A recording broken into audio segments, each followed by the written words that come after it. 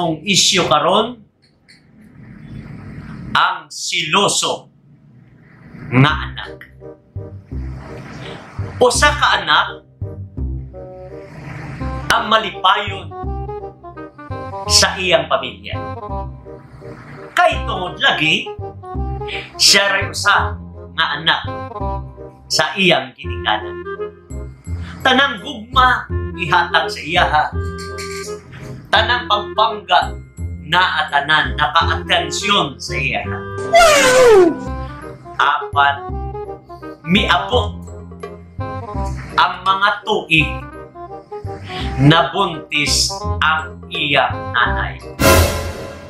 Bisan wala pa ni gawas ang iyang manghod sa kalibutan, grabe na ang pagbagpo o pagsilos sa iyang umaabot na igsoon.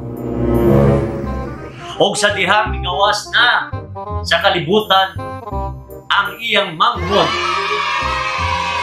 grabe ang kasuko niya sa iyang kinikanan. O naghuna-huna ang bata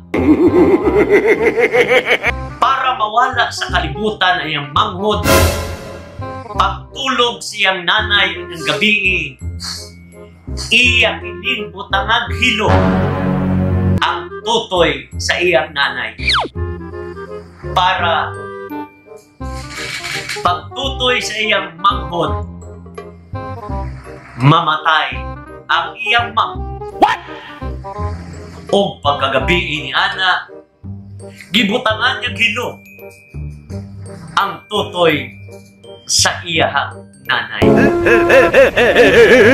Kung tuod man, pagkabuntag, namatay ang ilang driver.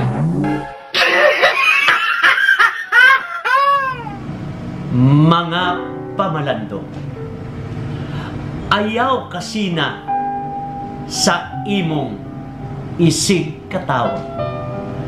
Makuntinto kaunta unsay gihatag sa imo sa Ginoo.